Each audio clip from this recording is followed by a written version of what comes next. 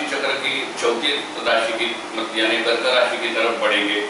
लेकिन वो बढ़ने से पहले मैं फिर एक बार आपको याद दिलाता हूँ, जो पहले भी मिथुन राशि जब सिखाई थी उस टाइम भी कहा था, आज भी कह रहा हूँ कि हम लोग यहाँ जो सीख रहे हैं वो सिर्फ और सिर्फ लग्न राशि के गुण सीख रहे हैं। तो लग्न राशि का जो श्लोक है कि शरीर वर्णाकृति लक्षणानि यशो गुण स्थान सुखा सुखानी, ये गुण व्यक्त करने वाले जो स्थान है मतलब लग्न भाव है, वो लग्न भाव में जो राशि आती है वो राशि क्या गुण दिखाती है वो हम लोग सिर्फ सीख रहे हैं। तो अभी कर्क राशि की तरफ हम लोग देखेंगे तो कर्क राशि का ये साइन है। पुनर्वसु नक्षत्र का 3 चरण मिथुन राशि में खत्म हुए थे, 1 चरण बचा हुआ था, वो पुनर्वसु नक्षत्र का 1 चरण पुष्य और आश्लेषा पूरा मिलके कर्क राशि तैयार होती है। इसका जो चिन्ह दिया हुआ है वो क्रैब यानी खेकड़ा यानी कर्काटक, तो ये उसका चिन्ह दिया हुआ है। अगर कर्क राशि को आपको जानना है तो ये कर्काटक क्रैब का गुण आप अगर देखेंगे तो आपको कर्क राशि पूरी मालूम हो जाएगी। तो ऐसे वो ये करते हैं कि एक गुण को, ये खेकड़े का एक गुण देखते हैं तो आपको समझ में आएगा कि ये कर्क राशि कैसी होती है।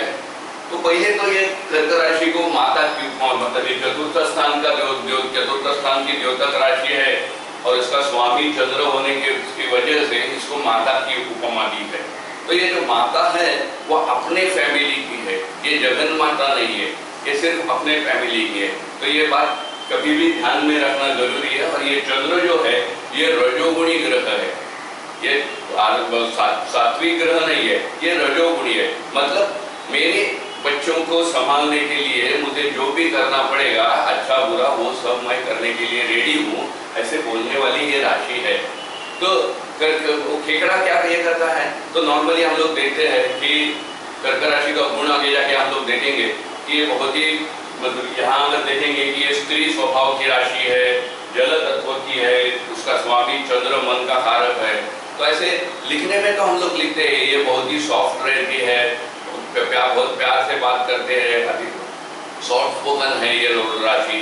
लेकिन असल में हम लोग जब कर्क राशि को देखने जाएंगे तो कर्क राशि का आदमी आपको सॉफ्ट स्पोकन बहुत ही कम दिखाई देगा, उल्टा वो बहुत ही हार्ड एंड टफ दिखाई देता है। ऐसे क्यों है? तो फिर वो चिन्ह की तरफ देखो कि जो क्रैब है उसका जो आउटर शेल है वो बहुत ही हार्ड है। क्रैब का खेकड़े का आउटर शेल जो है वो बहुत ही हार्ड है, मतलब वो फूटने के लिए बहुत टाइम लगता है। और एक बार अगर वो फूट गया, वो टूट गया, तो उसके अंदर का जो मगज है वो बहुत ही सॉफ्ट है। तो कर्क राशि वैसी होती है। नॉर्मली वो लोगों को ज्यादा नजदीक आने नहीं देते हैं, लेकिन वो because of the outer shell. लेकिन एक बार आप उनके अंदर सर्कल में पहुंच गए तो आपके लिए जान देने के लिए भी ये लोग राजी रहेंगे। तो ऐसे कर्क का ये गुण है। दूसरा गुण आप अगर देखेंगे तो अगर कोई भी क्रैब अगर आप देख रहे हो जमीनी में चल रहा है तो वो एक दिशा में नहीं चलता है, वो ऐसे जो कि वैसे ही कर्क राशि का जातक भी है। वो अगर समझो अकेला चल रहा है और रास्ते में अकेला चल रहा है तो रास्ते के दाई दिशा से चल रहा है, तो धीरे धीरे धीरे चलते चलते वो आप पाओगे कि वो राइट तक आ गया है। मतलब सीधा नहीं चलते वो लोग, उनकी चाल हमेशा टेढ़ी रहती है। दूसरा बात अगर हम देखेंगे कि एक क्रैब को 8 पैर रहते हैं और उसमें से 4 नांगी है, हम लोग नांगी बोलते हैं, मुझे पता नहीं हिंदी में उसको क्या बोलते हैं, लेकिन उसको हम लोग नांगी बोलते हैं, जिसको ग्रिप बोलते हैं। तो ऐसे कहते हैं कि अगर एक बार के ग्रिप में कर्क ने कुछ पकड़ लिया, खेकड़े ने कुछ पकड़ लिया तो वो ग्रिप टूट जाती है, लेकिन वो जो पकड़ा हुआ है हाथ में वो छोड़ेगा नहीं। वैसे कर्क राशि का आदमी है, इनके अगर नजदीक आप गए, इनके सर्कल में गए तो वो सर्कल से बाहर निकलना आपको बहुत ही मुश्किल लगता है, बहुत ही मुश्किल पाओगे आप। अब एक गुण आप कर्क राशि के देखेंगे कि उसके लिए कहानी सुनाता हूँ आपको कि एक फिशरमैन रहता है। वो फिशरमैन ये खेकड़ा पकड़ रहता है, रोड साइड में खड़ा बैठ के एक पॉन्ड से वो खेकड़ा पकड़ रहा है और पकड़ के एक ऐसे ओपन इसमें वेसल में रखता है, उसके ऊपर ढक्कन भी नहीं रखता है। एक खेकड़ा पकड़ता है, वो वेसल में छोड़ता है, दूसरा खेकड़ा पकड़ता है, वेसल में छोड़ रहा है, ऐसे वो 4-5 खेकड़ा जमा करके वेसल में छोड़, उतने में बाजू में से एक आदमी जाता रहता है। वो बोलते यार तुम इतने मुश्किल से मेहनत करके ये खेकड़े को पकड़ रहे हो और कहाँ रख रहे हो, ओपन वेसल में रख रहे हो, वो तो निकल जाएंगे फिर से। वो फिशरमैन बोलता है कि उसकी चिंता आप मत करो, वो खुद ये लेंगे कि कोई भी खेकड़ा बाहर न जाए।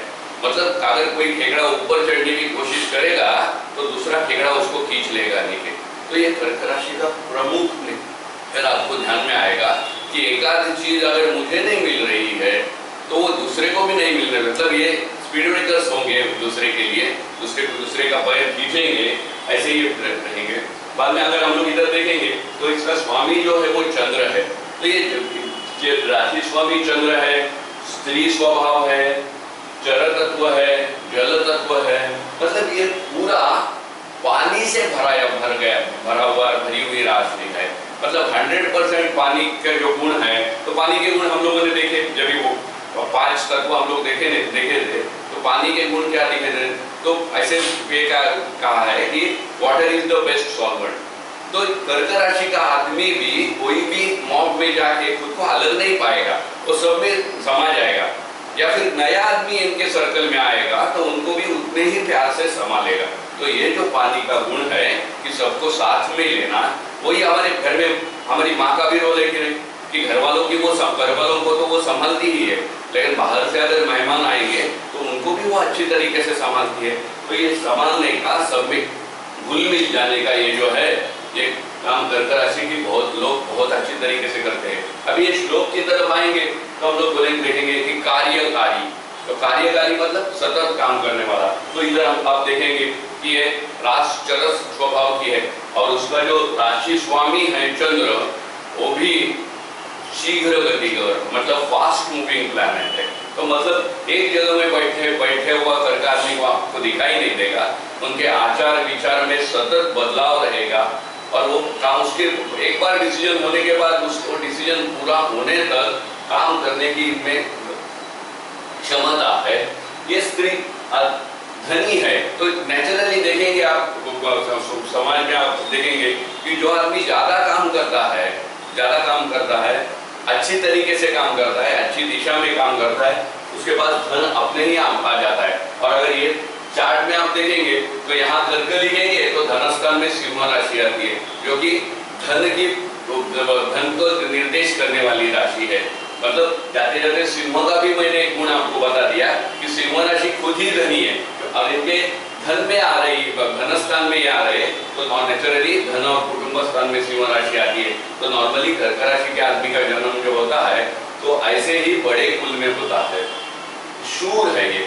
लेकिन ये शूर है तो लड़ाई करेंगे क्या ये? देखो इधर फिर ऐसे कोई भी सवाल आया तो हम लोगों को यहाँ देखना चाहिए कि ये लड़ाई करेंगे क्या? तो ये तो चंद्र है, छोटा ग्रह है, ये स्त्री है, ये लड़ाई करने वाली नहीं है, ये जल तत्व है, पानी भी कहीं अपोज नहीं करता है, ये विप्रवर्ण की रास है। आपने देखा है कभी विप्र हाथ में शस्त्र लिए हुए? अदर देन परशुराम आपको किसी ने नहीं देखा होगा कि विप्र ने हाथ में शस्त्र लिया है। तो बाद में वो मोक्ष त्रिकोण, तो लड़ाई करना इनका गुण ही नहीं है। लेकिन फिर भी ये शूर है, तो ये लड़ाई किससे करेंगे? दिमाग से करेंगे। और अभी मैं आपको ये चार्ट की तरफ आपके यहाँ ध्यान रखते करता हूँ कि जैसे हम लोग बोलते हैं कि ये लग्न स्थान का जो श्लोक है, शरीर वर्ण कृति लक्षणानि यशो गुण स्थान सुखा सुखानि, मतलब ये आदमी कैसे दिखेगा ये लग्न स्थान बोलता है। लेकिन सिर्फ दिखने से ही हमको आदमी मालूम होता है क्या? नहीं, दिखने से आदमी मालूम नहीं होता है। आदमी दिखने से मालूम होता है और उसके कर्तव्य से मालूम होता है। मैं क्या मतलब, ऐसे समझो कि हम लोग अभी क्लास में बैठे हैं तो आप मुझे क्या संबोधेंगे कि सर करके संबोधो। मैं अगर घर में जाऊंगा तो मेरी वाइफ मुझे सर बोलेगी?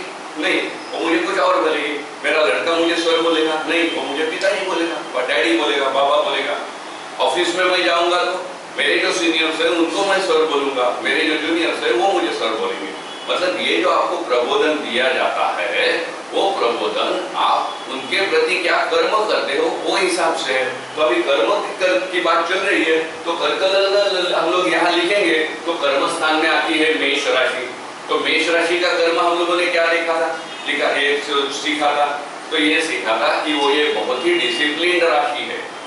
तो मतलब कर्क राशि का इसमें उनका ये क्या है, ये विप्र है, कर्क विप्र है। तो विप्र का काम क्या है कि राजा को अच्छी तरीके से मार्गदर्शन करना, ये विप्र का काम है। अमात्य का काम ये है, और वो मार्गदर्शन करते टाइम अच्छा क्या है और बुरा क्या है वो विप्र को अगर बराबर समझेगा, मतलब अमात्य अगर अच्छा होगा तो मतलब आओ एक पुराना होता कि चंद्रगुप्त जैसे मालूम है लोगों को, लेकिन चंद्रगुप्त के पीछे खड़ा होने वाला चाणक्य पूरी राजनीति वो करता था, चंद्रगुप्त सिर्फ एग्जीक्यूट करता था, लेकिन बनाता था कौन, चाणक्य। तो ये चाणक्य है और ये कौन है, ये चंद्रगुप्त है। तो मतलब कोई भी आप विप्रवर्ण की राशि यहाँ डालिए तो आपको आप देखेंगे कि उसके दशम में क्षत्रिय वर्ण की राशि आती है। तो मतलब राजकारण करने का सबसे अच्छा मौका, या राजकारण कौन सबसे अच्छा कर सकता है, अच्छी तरीके से कर सकता है, तो विप्रवर्ण का आदमी सबसे अच्छी तरीके से राजकारण कर सकते हैं। बाद में इनके दोस्त कैसे होंगे वो इधर हम लोग देखेंगे कि इधर एकादश स्थान जो है वो दो, वहां से हम लोग दोस्त दिखते हैं। और कालपुरुष की कुंडली में वृषभ राशि से 2 अंकों से हम लोगों ने धन बोला है, धन स्थान करके बोला है। तो कर्क राशि के लोगों के लिए उनके दोस्त जो है वही उनका धन है। कर्क राशि के लोगों के लिए उनके जो दोस्त है वही उनका धन है। और फिर यहाँ से हम लोग सोशल वर्क देखते हैं, मेरे स्वभाव से हम लोग सोशल वर्क देखते हैं। और वहां मिथुन राशि आई हुई है, तो मिथुन राशि बोलती है रुचि वैचित्र्य, मतलब अलग अलग किस्मों की काम करने वाले लोग। तो ये कर्क राशि का सोशल वर्क एक ही दिशा में नहीं रहता है, हजारों संस्था से, अनेक संस्था से ये आदमी सोशल जो एक्टिविटीज है इसमें वो जुड़ा हुआ रहता है। तो इसके आगे हम लोग ये देखेंगे कि आदमी दिखता कैसा है और बिहेव कैसा करता है। तो ये दोनों अगर हमको समझ में आया तो अच्छी तरीके से वो आदमी हमको समझ में आएगा कि आदमी दिखता कैसा है और उसका कर्म कैसा है। तो फिर यहाँ आते ये शूर है, मतलब शूर है तो लड़ेगा किसमें, दिमाग से लड़ेगा, धर्मिष्ठ हो, मतलब ये ट्रेडिशनल आदमी, ट्रेडिशनल है। गुरुवत सलाह, मतलब बड़ों की इज्जत करने वाला ये आदमी है। शिरोरोगी, मतलब जिसको दिमाग की बीमारी है, तो दिमाग की बीमारी दिमाग दुखने की बीमारी है। ये क्यों है, क्योंकि बहुत ये जैसे माँ का कारक है वैसे ये मन का भी कारक है। तो जिनका मन का कारक होने वाला ग्रह की राशि लग्न भाव में है, मतलब सर पे ये अमल करती है, तो लोग बहुत ज्यादा सोचेंगे कि नहीं, और बहुत ज्यादा सोचेंगे तो दिमाग में ये उसमें प्रॉब्लम आ जाएगी। इसीलिए शिरोरोगी है, महाबुद्धि है, बहुत ही होशियार है। ये विप्रवर्ण की राशि है, पूरा घर चलाने वाली की राशि है, तो ये बहुत ही होशियार है। दिखने में कैसे, कृषांग, क्यों कृषांग है, ये नाजुक ग्रह है, ये स्त्री स्वभाव की राशि है, तो नाजुक है आदमी। इसमें फिजिकल पोटेंशियल बहुत ही कम है, भले ही मेंटली ये काफी सुदृढ़ है, लेकिन फिजिकल पोटेंशियल बहुत ही कम है। कृषांग कृत्यवित्तमः, कृत्यवित्तमः मतलब एक बार अगर कोई थाम लेगा कि मुझे कुछ काम करना है तो वो काम करके ही वो छोड़ेगा। क्यों, क्योंकि इनके कर्म भाव में जो मेष राशि आती है उसमें जिगर है कि मुझे काम पूरा करना ही है, इसलिए कृत्यवित्तमः प्रवासशीलो। देखो ये जल स्वभाव की राशि है, और सबसे शीघ्र गति ग्रह, मतलब जिसका स्पीड सबसे ज्यादा है, फास्ट मूविंग प्लैनेट जो है सबसे, वो चंद्र ये राशि का स्वामी है। इसीलिए प्रवासशीलो कोशाढ्यो, मतलब पैसा संभालने वाला है। अवलो दुखी, ये सब होने की वजह से भी फिजिकली वो दुर्बल है, दुखी है। क्यों दुखी है, अरे मैं सब अच्छा करना चाहता हूँ लेकिन मेरे सब कुछ सुनते नहीं है। घर में हम लोग देखते हैं कि बच्चे छोटे हैं तब तक माँ की सुनते हैं, लेकिन बच्चे बड़े हो जाने के बाद माँ को लगता है उन्होंने ऐसा करना चाहिए, ऐसा नहीं करना चाहिए, लेकिन बच्चे सुनते नहीं सुनते। तो नहीं सुनने की वजह से ये लोग दुखी है। सुमित्र का, लेकिन ये इनके दोस्त मंडली जो है, दोस्त लोग जो है वो बहुत ही अच्छे हैं। हम लोगों ने देखा कि दोस्तों की जगह पे यहाँ वृषभ राशि आती है। अनासक्तो, मतलब इनको ये विप्रवर्ण की राशि है, विप्रवर्ण और मोक्ष त्रिकोण की कोई भी चीज की ये ग्रीडी नहीं रहते। देखो आप देखो कि जो धर्म ये विप्र क्षत्रिय वैश्य और शूद्र, ये जो 4 वर्ण बताए गए हैं, उनमें से विप्र छोड़ के बाकी तीनों को कुछ ना कुछ पाना है, उनके एम्बिशन है, कुछ ना कुछ मटेरियलिस्टिक अप्रोच को भी चाहिए, उनको अचीवमेंट चाहिए। लेकिन विप्र का वैसे नहीं है। आप विप्र के सामने जाओ, उसको नमस्कार करो तो उसके मुंह से शीघ्र ही याद आता है शुभम भवतु, मतलब सिर्फ उसको सम्मान चाहिए, तो वो सम्मान मिलने से वो संतुष्ट रहते हैं। तो उनको आसक्ति नहीं है, कोई भी चीज की आसक्ति नहीं है। गृहे वक्राः, इनके बैड लक ये है कि इनको घर, अच्छा घर होने का बहुत ही ज्यादा शौक है, मतलब उनकी नीड है कि फैमिली अच्छी होनी चाहिए। और फैमिली सिर्फ घर के लोगों से नहीं बनती है, तो वो लोगों में आपस में रिश्ता कैसा है, या बड़ा घर होने से फैमिली नहीं होती है, वो घर में रहने वाले जो लोग हैं उनमें आपस में रिश्ता कैसा है, उससे वो फैमिली बनती है। तो लेकिन ये सुख इनको नहीं मिलता है। सिर्फ प्रभु रामचंद्र की कर्क राशि की उनको मिला है क्या गृह सौख्य, उनको माँ बाप का भी सौख्य नहीं मिला, उसको फैमिली का भी सौख्य नहीं मिला। तो वैसे ये गृहे वक्रः कर्क राशौ भवेन्नः, ऐसी एक राशि है। फिर ये दिखने में कैसी है कि दिखने में ऐसी है कि ये वीक है और वेजिटेरियन है। तो आप वेजिटेरियन लोगों के नेचुरली आपको समझ में आएगा कि ये जो अगले वाले दो दांत है ना, अगले वाले ये दो दांत एक्सेप्शनली बड़े रहते हैं, इनका मुंह थोड़ा बड़ा रहता है और नाक भी थोड़ा फुला हुआ रहता है। तो और उनका जो वर्ण है वो गोरा है, गोरा वर्ण है। थोड़ा उम्र में आगे जाने के बाद आप देखेंगे कि इनका पेट काफी छोटा होगा, पेट बड़ा होता है। बाद में अगर हम इनकी ये पर्सनालिटी देखते हैं तो उसके साथ वो उनके बीमारी भी देखते हैं। तो बीमारी क्या होगी, नेचुरली इसमें पूरा पानी है कि जल तत्व का ग्रह और जल तत्व की राशि, तो पूरा पानी है। तो पानी की बीमारी इनको जरूर होगी। मतलब क्या होगा कि कफ बढ़ेगा, डिहाइड्रेशन होगा, लूज इनके में इसमें फिजिकल पोटेंशियल नहीं है करके जो स्टमक की जो ताकत रहती है, स्टमक का जो अग्नि रहता है, पेट का जो अग्नि रहता है वो इनका ठीक नहीं है। वो क्यों ठीक नहीं है, ये जब मैं धनुराशि सिखाऊंगा तब मैं बताऊंगा कि ये क्यों ठीक नहीं है। अभी जाते जाते बोलता हूँ, अगर सब्जेक्ट निकला ही है तो कि यहाँ से हम लोग छठे भाव से हम लोग पेट देखते हैं। और हम जैसे कि मैंने कहा कि कर्क राशि के आदमी की डाइजेस्टिव सिस्टम अच्छी नहीं है, तो यहाँ आती है धनु राशि, यहाँ धनु राशि आती है। तो धनु राशि हम लोगों तो फटक से बोलेंगे कि वो अग्नि तत्व की राशि है, तो इनका अग्नि यहाँ अच्छा होना चाहिए करके। लेकिन हम पहले सीखे हैं कि राशि किससे बनती है, तो राशि नक्षत्र से बनती है। और धनु राशि कौन से नक्षत्र से बनी है, तो वो मूल, पूर्वाषाढ़ा और उत्तराषाढ़ा प्रथम चरण से धनु राशि बनी है। और आप देखेंगे अगर अवषाढ़ा चक्र में तो मूल और पूर्वाषाढ़ा दोनों जल तत्व है और उत्तराषाढ़ा पृथ्वी तत्व है। मतलब जहाँ अग्नि होना चाहिए वहाँ क्या है, इनके पानी है। तो पानी है तो इनकी डाइजेस्टिव सिस्टम अच्छी होगी नहीं होगी, क्योंकि यहाँ अग्नि है ही नहीं इनका। तो अग्नि नहीं होने की वजह से इनको भूख भी कम लगती है, भूख कम लगने से ये लोग कम खाते हैं और जो खाते भी है वो पूरा डाइजेस्ट नहीं कर पाते, इसीलिए फिजिकल पोटेंशियल इनका बहुत ही कम रहता है। तो मतलब पेट की बीमारी उनको है।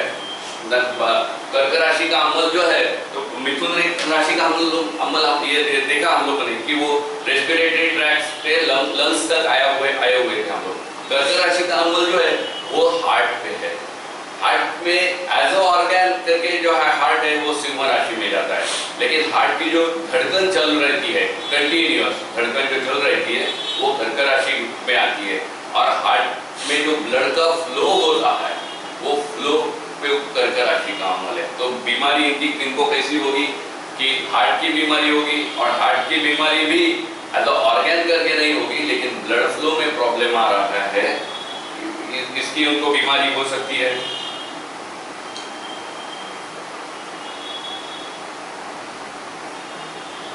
इनका कोई ये देखेंगे हम लोग प्रोफेशन इनके देखने जाएंगे कि ये लोग क्या कर सकते हैं।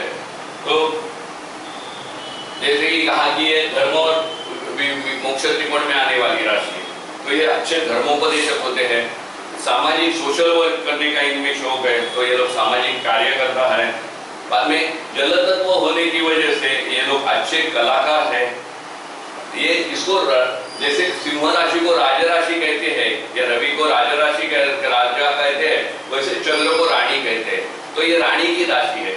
जैसे राजा राजकारण करता है वैसे रानी भी राजकारण करती है कि नहीं, तो ये पूरे राजकारण करने वाले लोगों की ये राशि है।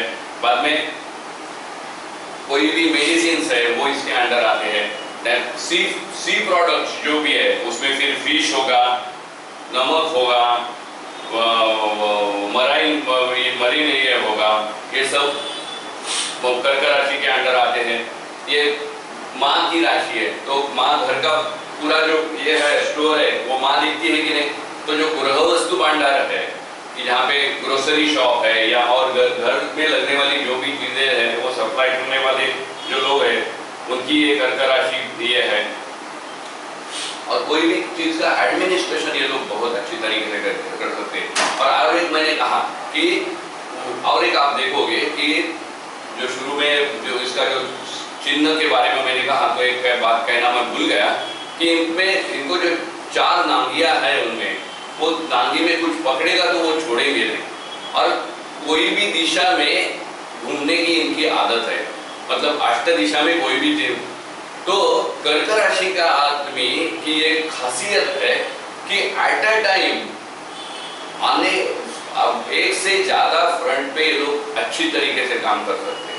ये इनकी खासियत है जो आपको बाहर नहीं, और सक्सेसफुल होंगे, क्योंकि जो 4 हाथों में 4 चीज पकड़ी है वो छोड़ेंगे नहीं, और हर एक को न्याय देके ही ये चलेंगे।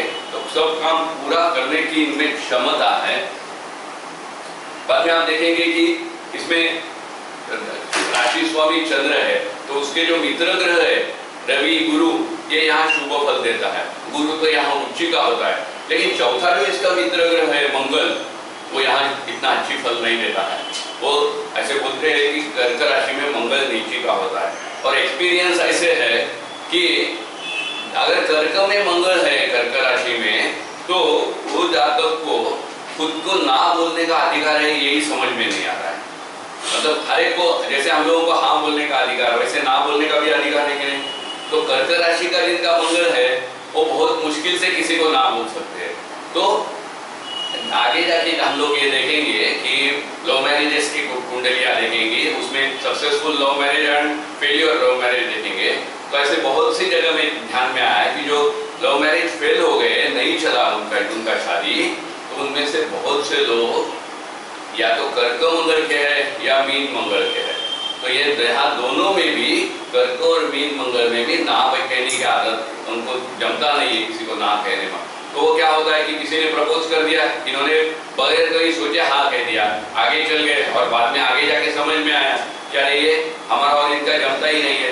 लेकिन फिर आगे जाके भी अभी बस करो हम रुक जाएंगे, ये कहने की इनमें आदत नहीं रहती, ये हिम्मत नहीं रहती है करके फिर वो लोग कंटिन्यू करते हैं। तो फेलियर लव मैरिजेस जो है उसमें मुश्किल से आप देखेंगे कि उसमें आप खास करके देखेंगे कि कर्क और मीन मंगल के जो लोग हैं वो ज्यादा दिखाई देंगे। बाद में शुक्र जो है, वह शुक्र की कला जो है, वो कला गुण को, ये कला ये जल तत्व की राशि है और शुक्र खुद जल तत्व का है। तो शुक्र की कला जो है वो कला गुण इसमें ये राशि में बहुत ही अच्छी तरीके से विकसित होती है। बुध और शनि यहाँ अच्छा फल नहीं देता, गुरु यहाँ उच्ची का होता है।